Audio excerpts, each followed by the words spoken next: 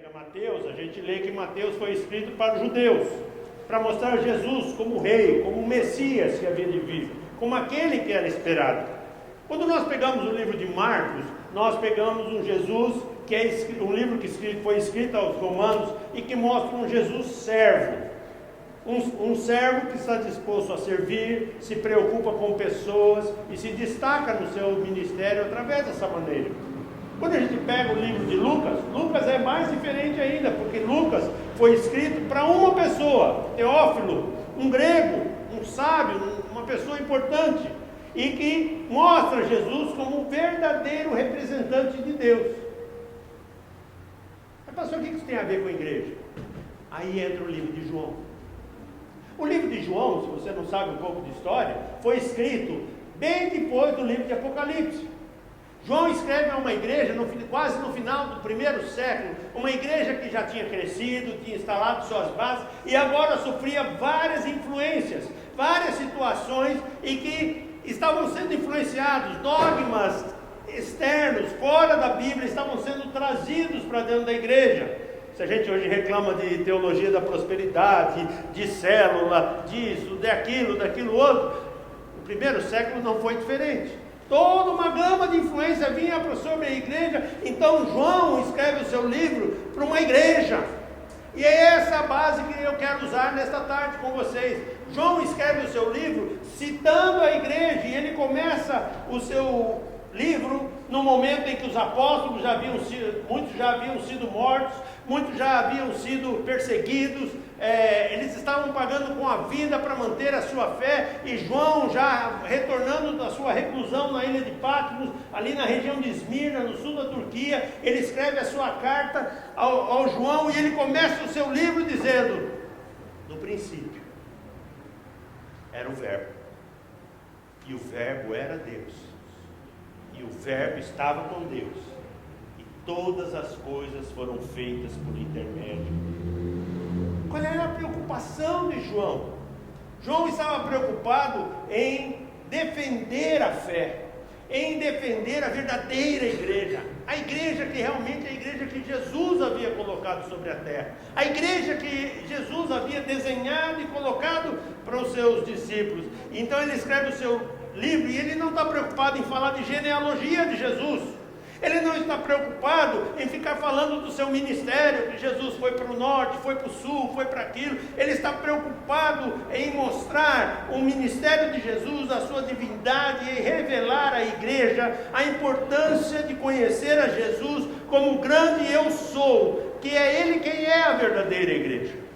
A igreja não são as paredes, a igreja não são a nossa forma de cultuar, a igreja não é muitas vezes a nossa forma de viver a Deus, mas a igreja é o quanto nós vivemos Jesus Cristo em nossa vida.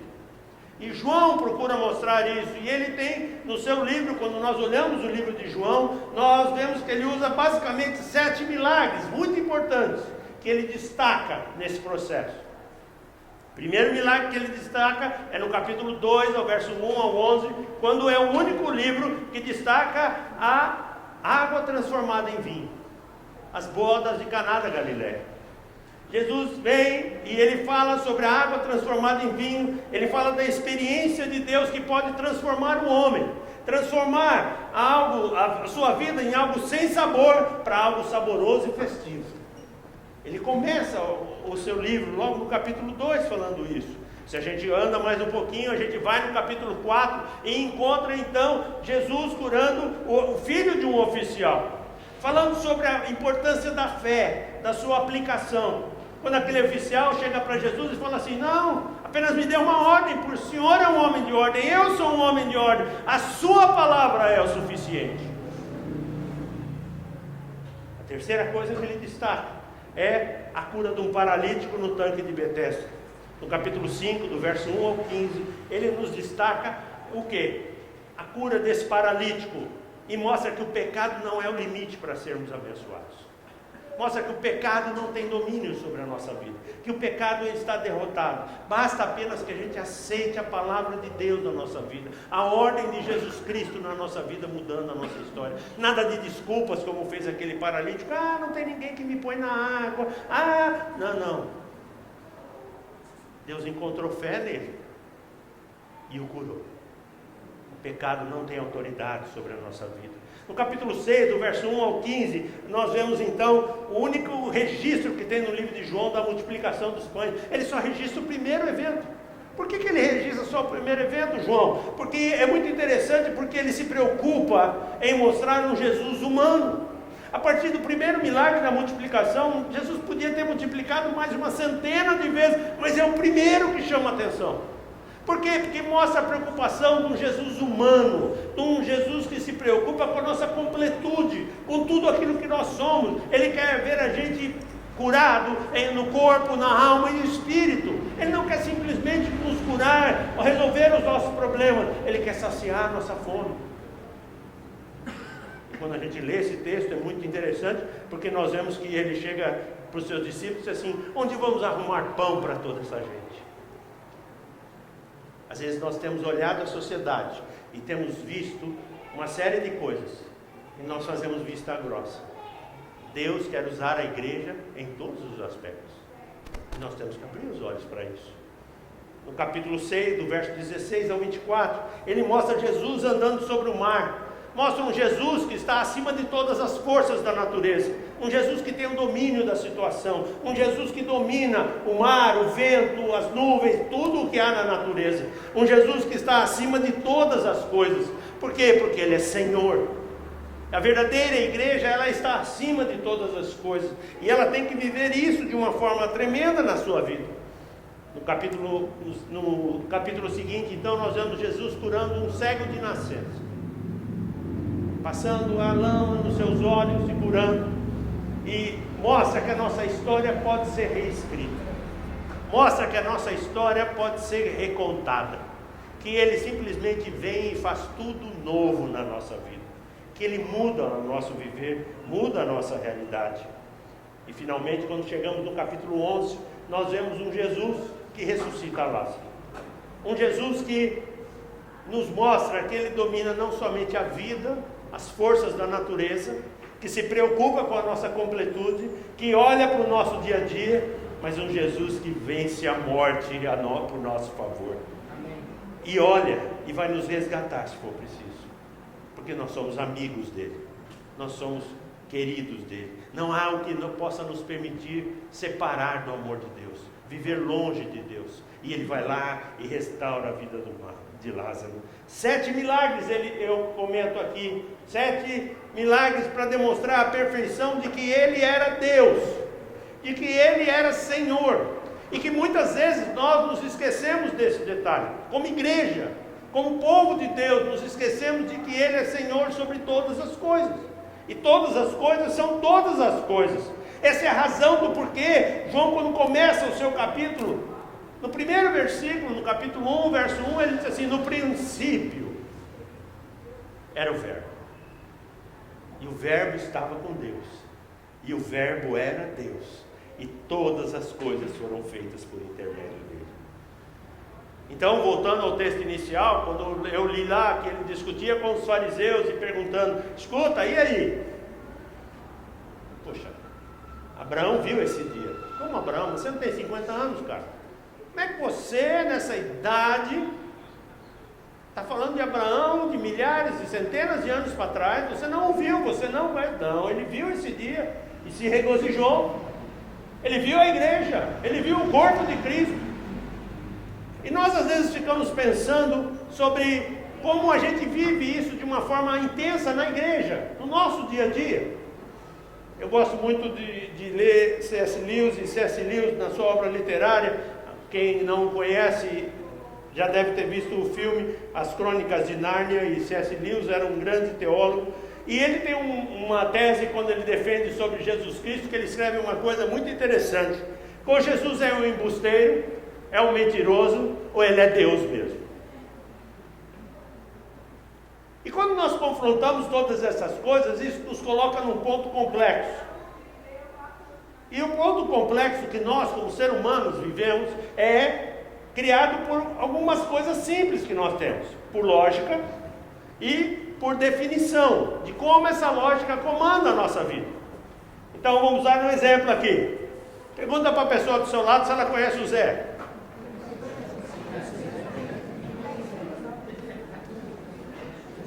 Agora me diga o que você pensou. Hã? Hã? Qual Zé? Que Zé? Né? Poxa vida, pastor, mas o que o Zé tem a ver com isso? Não sei, mas vamos chegar lá.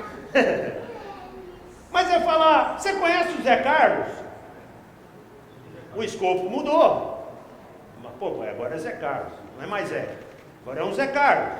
Se eu virar para você e falar assim, você conhece o José Carlos da Silva?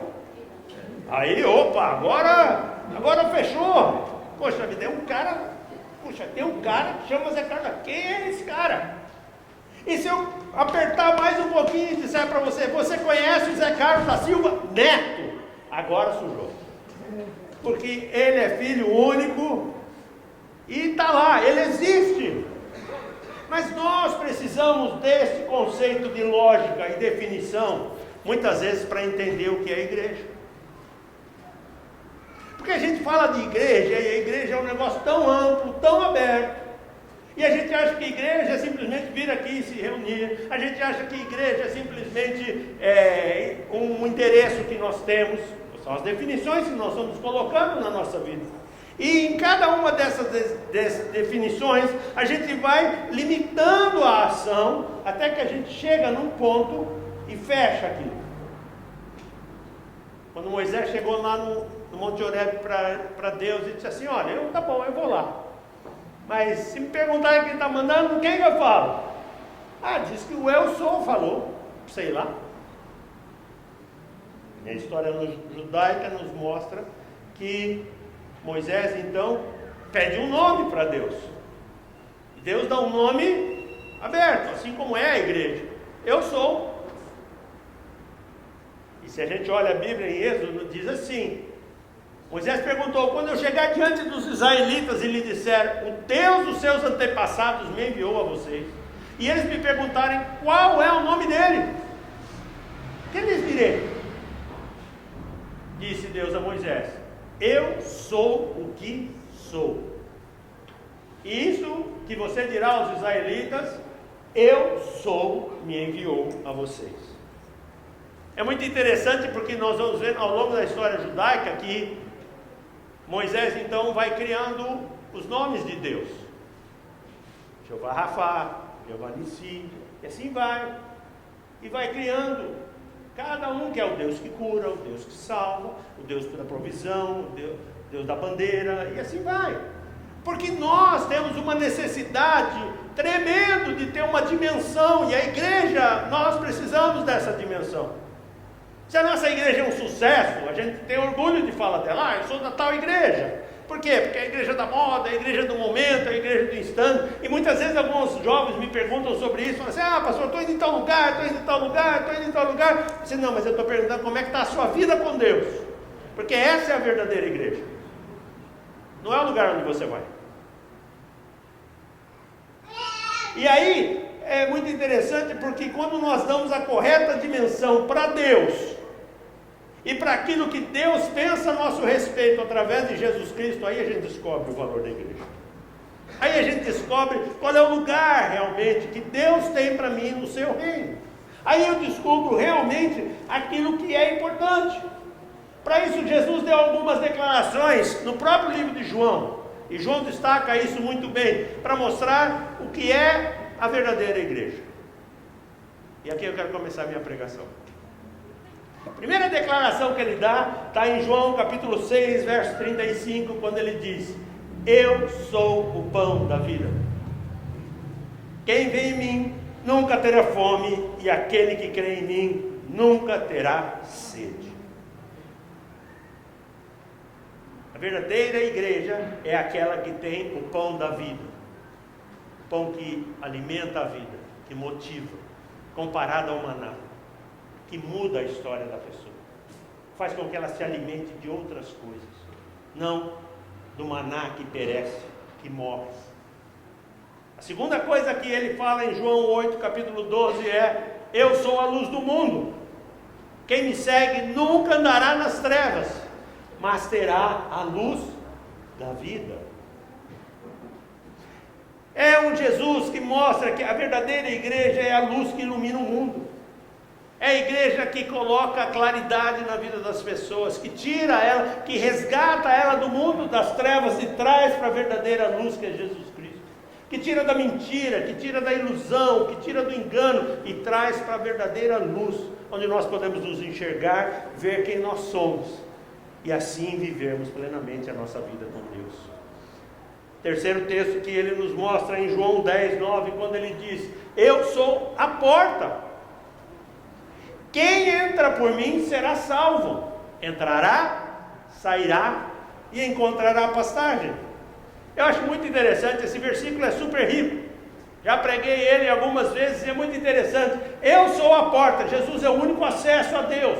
Não existe outro. Todos os caminhos levam a Deus, só se for o seu, porque o meu é um só.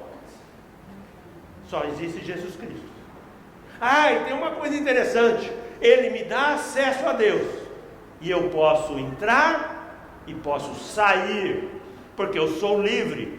Eu não entro por uma porta e fico preso, arruinado, destruído. Eu posso entrar e posso sair, porque o meu Jesus me dá liberdade. E a terceira coisa que esse texto nos fala, que é muito interessante, é encontrar pastagem, provisão. Deus muda a nossa sorte. Quando eu entrei a porta para Jesus, quando eu fui ao encontro de Jesus e entrei pela porta chamada Jesus Cristo, eu saio curado, liberto e encontro uma nova vida para mim. Isso faz toda a diferença. Mas João não para aí, ele continua no capítulo 10 falando sobre o bom pastor.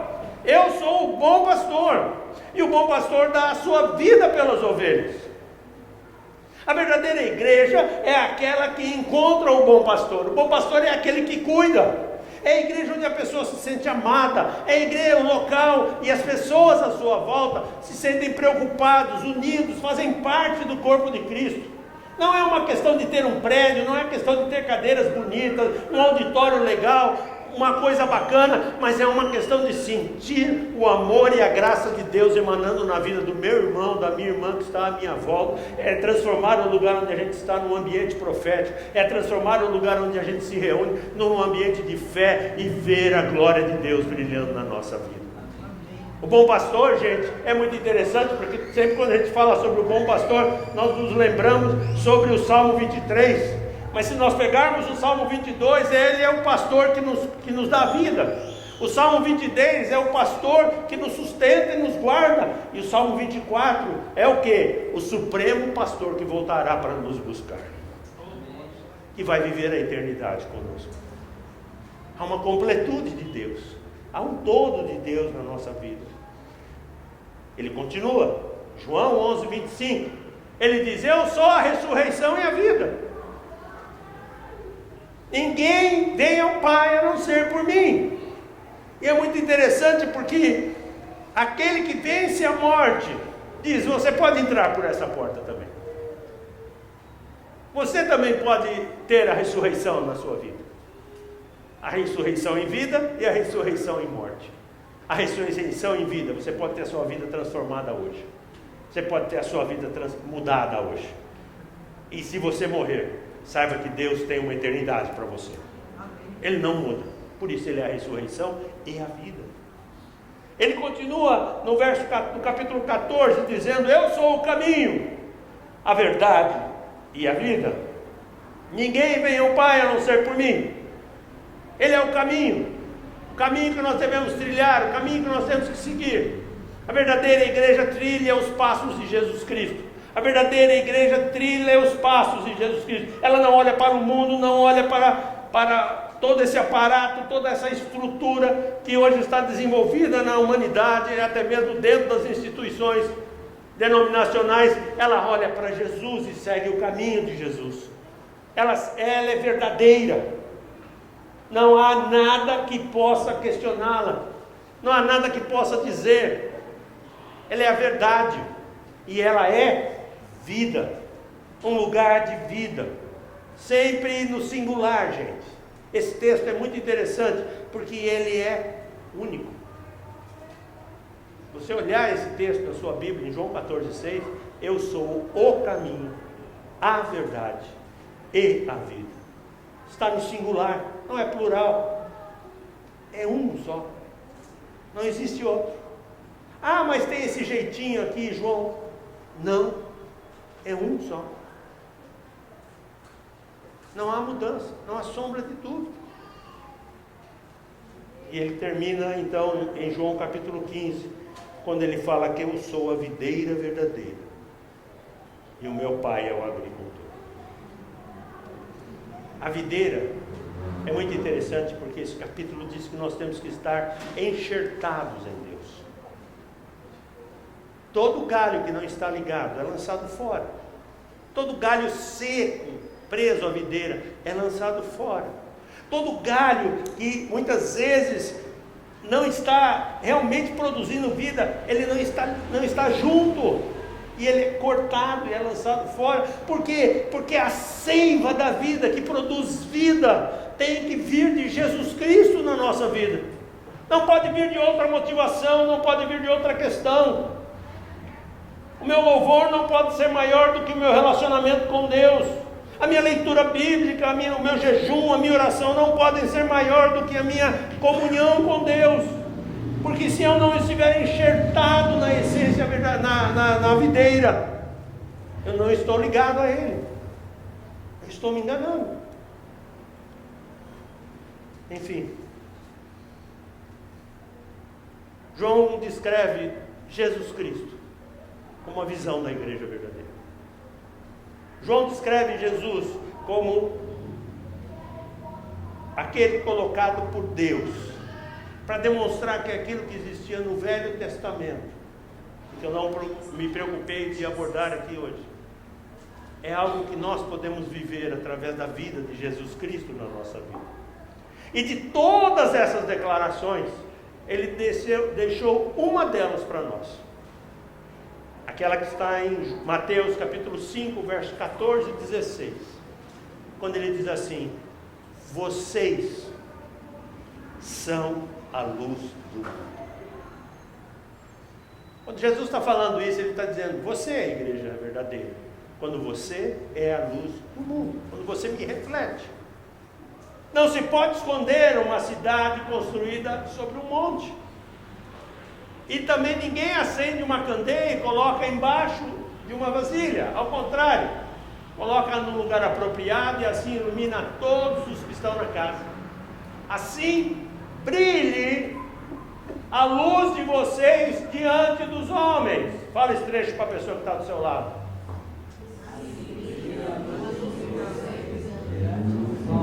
Brilhe a sua luz diante dos homens, para que vejam as suas boas obras e glorifiquem ao Pai que está de vocês, que está nos céus. Sabe, o nosso desafio como igreja verdadeira é brilhar a luz de Cristo. Se você quer viver uma igreja verdadeira, brilhe a luz de Cristo.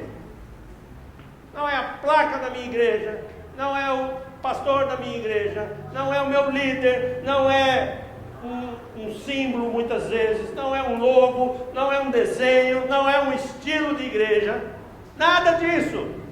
É Jesus Cristo no seu coração. Essa é a verdadeira igreja. Pastor, o senhor está dizendo que eu não preciso ir à igreja? Não, estou falando ao contrário. Eu preciso estar reunido no corpo de Cristo para ser cheio de Jesus Cristo, para ser edificado, para crescer. E à medida que eu cresço, eu reflito Jesus Cristo na minha vida. Porque aqui é fácil. Você perguntar aqui se você sente a presença de Deus, você vai levantar as duas mãos. Se eu perguntar se você tem fé, glória a Deus, não é verdade? Se eu perguntar se você acredita em milagres, o que você vai me dizer? Agora vocês não falam nada, né? Né? Você vai dizer que acredita em milagres. Mas onde é que a gente vive todas estas coisas, gente? Não é aqui, é lá fora, na sua vida. A bênção de Deus acontece lá fora. A glória de Deus acontece lá no seu emprego. O milagre acontece lá no seu dia a dia. Aqui você recebe a palavra de vitória. Aqui você recebe a palavra de bênção, a ordem de Deus sobre a sua vida, a declaração do que Deus pensa a teu respeito. Mas é lá fora que você vive Deus intensamente. E é lá que a sua luz brilha. Se você não faltou na escola, nós temos uma coisa muito interessante na nossa natureza, que é o Sol e a Lua. E o Sol e a Lua é muito interessante porque a Lua, quando a gente pega a Lua, ela em si não tem força nem capacidade nenhuma. Ela é apenas um grande asteroide. Mas dependendo da posição dela, a luz do Sol, aonde tem luz, calor, força e poder, bate na Lua e ela se torna então uma Lua cheia, iluminada. Não é assim? Foi assim que você aprendeu? Ou fugiu nessa aula? Ou não lembra mais? Nem lembrei que aprendi isso, pastor. Tudo bem, a gente lembra. A nossa vida com Deus é assim também. Só que infelizmente nós somos que nem a Lua. Quando está tudo bem, eu estou cheio. Aí eu vou me afastando um pouquinho de Deus, eu vou ficando minguante. E eu me afasto tanto de Deus que eu me apago totalmente. E por mais que o Sol emita o seu calor, e todos os dias ele emita a sua força, a sua luz, não reflete nada em mim. Eu preciso estar numa rotação e numa distância próxima do Sol, para que eu possa refletir a luz do Sol. Assim é a nossa vida com Deus. Se eu não estiver na rotação correta, se eu não estiver na proximidade correta, eu não vou refletir a glória de Deus. E não serei aquilo que Deus pensou a mim. Nós temos um grande desafio, e o nosso chamado é ver que somos realmente como igreja. O que é que nós temos sido como igreja? Com base em tudo isso que eu falei, nós somos chamados a fazer a nossa parte. Somos chamados a fazer o nosso trabalho como representantes de Cristo na terra. Nós somos a lua, Ele é o sol. E Ele não deixou de brilhar nenhum dia. Durante 24 horas Ele está brilhando sobre a nossa vida. Mas nós saímos da rotação de Deus. E nós deixamos de ser igrejas verdadeiras quando a gente simplesmente deixa de ser o representante de Cristo na terra. E vamos ser os representantes da nossa vida, do nosso pensar, do nosso agir. E a gente se distancia de Deus. Nós precisamos, o mundo hoje precisa de homens e mulheres que assumam que são o reflexo de Cristo sobre a terra. Que nós precisamos, para ser uma igreja verdadeira, as pessoas precisam encontrar em nós, pão da vida. Quando alguém vier falar com você, você tem que ter um alimento para ela, para abençoar a vida dela. As pessoas têm que ver a luz do mundo em você. Elas têm que ser incomodadas pela luz, pelo brilho de Deus na sua vida. Elas precisam encontrar uma porta para entrar. Quantas pessoas hoje estão procurando portas para entrar e não têm acesso a nada? Estão desesperadas. Gente, eu quero pessoas se suicidando, entrando em parafuso, pai tirando vida da família, mulher, filhos tirando a vida dos pais. Por que isso está acontecendo? Porque não encontram uma porta para entrar. A verdadeira igreja é a porta de salvação. Nós temos que mostrar que nós temos o poder da ressurreição, o poder da vida. Nós temos o poder da vida. Recentemente, lá na igreja, um dia de terça-feira, na reunião, entrou um senhor e entrou na igreja e sentou. Nós temos um culto de terça-feira que se chama Culto da Vitória. E aquele senhor veio e sentou, e a gente tem uma regra que aborda a pessoa. Se ela não quer de boas palavras, não quer falar, a gente deixa ela lá, porque a gente acredita que Deus vai fazer a obra. E aquele senhor sentou, assistiu o culto. Quando acabou o culto, ele veio falar comigo, falou: posso conversar com o senhor? Eu falei: pode. E ele falou: eu saí de casa hoje pensando em tirar minha vida. E quando eu parei o carro, E é muito comum, isso já aconteceu várias vezes ali na região onde eu tenho igreja, e a gente tem orado por isso. No último ano diminuiu. As pessoas param o carro ali na Rua da Prata, em Barueri, sobem a lateral e vão no viaduto da Castelo Branco e se jogam. Em 2017 nós tivemos 8 casos dessa maneira. Alguns caem no rio, outros caem no asfalto. Nós entramos em oração em 2018, nós tivemos um caso só. Ainda eu brinquei com o pessoal, a gente deixou brecha. Esse ano não tivemos nenhum caso até agora. E aquele homem disse para mim, eu parei o carro no bolsão e ia subir no viaduto. Quando ele falou assim, eu falei, ele ia se matar. Ele falou, mas quando eu parei no bolsão, eu escutei a música. E a letra da música, ele falou a letra da música, eu confesso para vocês que eu não sei qual música que é.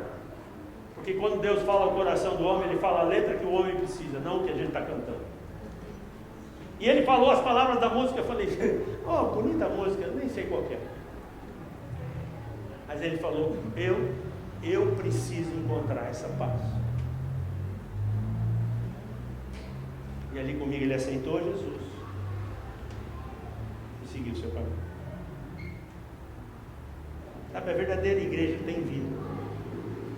E as pessoas querem beber dessa água. Como é que você mostra essa vida? Como é que você tem feito isso? A sua igreja, ou você como igreja, tem sido um bom pastor. Lembre-se que no capítulo 10 de João, ele diz, o bom pastor dá vida pelas suas ovelhas. Ele deixa as 99 e vai buscar uma. Porque aquela uma é importante para ele. Todos nós temos valor diante de Deus. O bom pastor dá isso por nós. É o caminho, é a verdade, é a vida. E é a videira verdadeira. Tem seiva boa. Ele é verdadeiro. É uma única opção. O que é que você tem feito na sua vida? A verdadeira igreja começa em cada um de nós. A verdadeira igreja começa no meu coração, no seu coração. Antes de pensarmos em um conjunto, em pessoas, ela começa em mim. Nessa tarde, eu encerrar a minha palavra, eu quero dizer para você, Deus está procurando, como o próprio João escreve, verdadeiros adoradores, que o adorem em espírito e verdade. Mas para que a gente o adore em espírito e verdade, nós precisamos ser aquilo que Jesus pensou no nosso respeito. Ele espera que o eu sou de hoje, sejamos cada um de nós, refletindo a sua glória. Esse é o desafio que nós temos como igreja. E é isso que eu deixo para você pensar. Sei que Deus tem mais 3 palestras aqui para agir na sua vida. E eu quero, isso foi o que Deus colocou no meu coração. E eu espero que Ele fale ao seu coração de uma forma profunda. E espero que Ele quebre toda a restrição, toda a dúvida, todo o problema. Para que você saia daqui sabendo quem você é. Sabendo que você faz parte do reino de Deus. E sabendo que Deus espera que você brilhe a glória dele. Essa é a verdadeira. Curva a sua cabeça. Senhor, eu te agradeço por esta tarde, eu te agradeço por cada vida. Eu quero pedir que essa palavra se torne viva em cada coração. E que teu nome, Senhor, seja glorificado na vida dos teus filhos nesta tarde. Que assim como diz a tua palavra, eles possam compreender aquilo que é bom, perfeito e agradável. E que a tua graça, Senhor, possa ter liberdade para agir no nosso meio e nos levar à correta reflexão. Em nome precioso de Jesus eu oro. Amém.